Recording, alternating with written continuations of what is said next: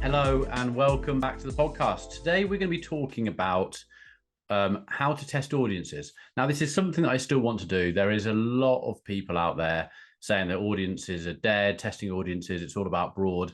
As you know, last week I sort of gave my views about going broad, testing audiences, and trying things out for yourself to see what works.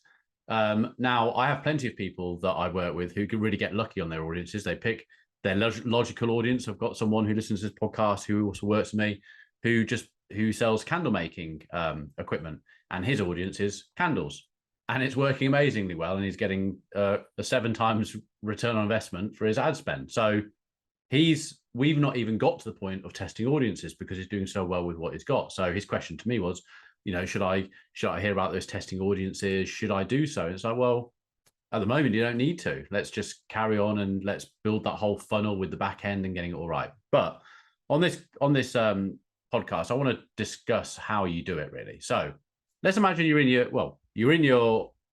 go to your ads manager and you basically create a new campaign. And let's call this, for simple reasons, let's just call it a test campaign. Okay, audience test campaign at top of funnel.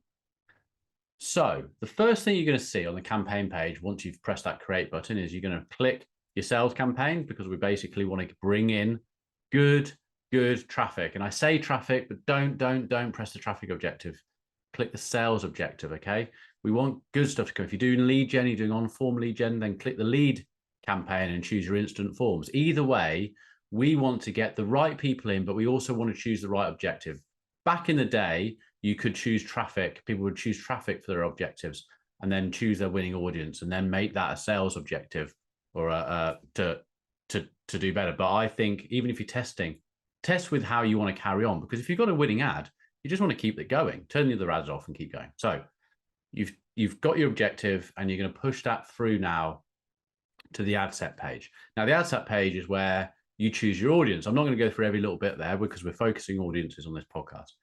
You go to your audiences. Now, as an example, let's choose candle equipment, okay? So you're going to go down to the bottom, halfway down, and you're going to choose male and female.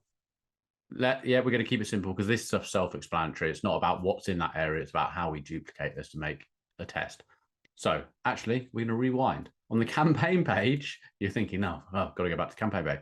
On the first page, campaign page, I want you to choose campaign budget optimization, which is now called Advantage Plus optimization. Click that.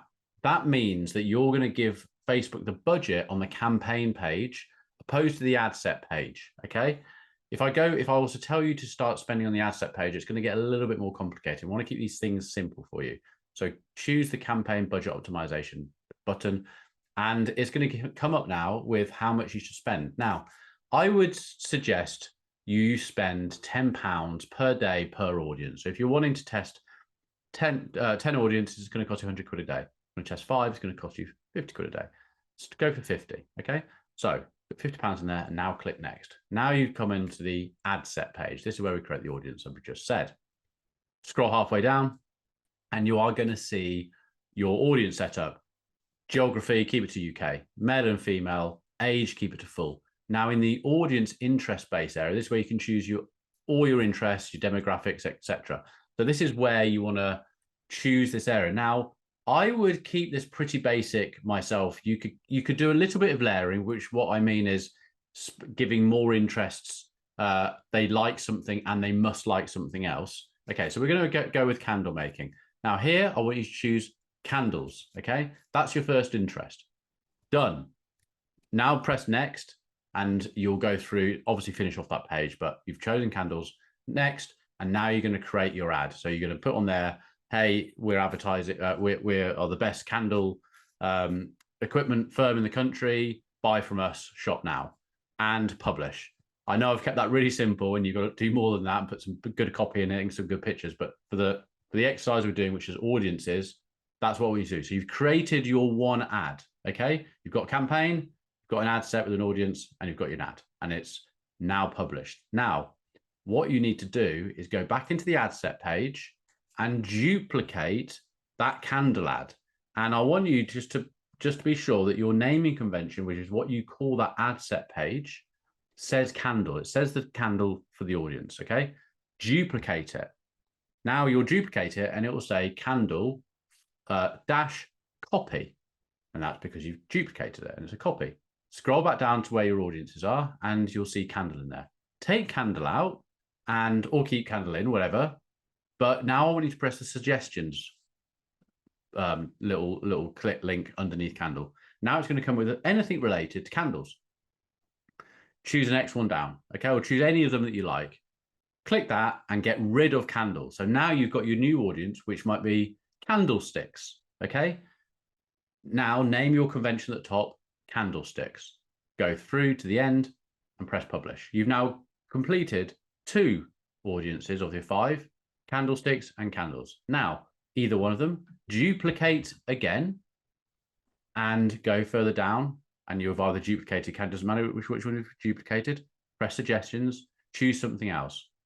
I don't know, what could it be? I've got it in front of me, any of the others.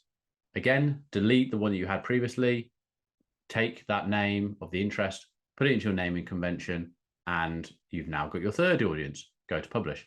So you do that another 2 times and you've created one campaign, which is called audience test. In there, you have now 5 ad sets, all named different things, candle, candlesticks, etc. And they've all got the same copy, creative, etc. on the ad page. You didn't need to change any of the creative.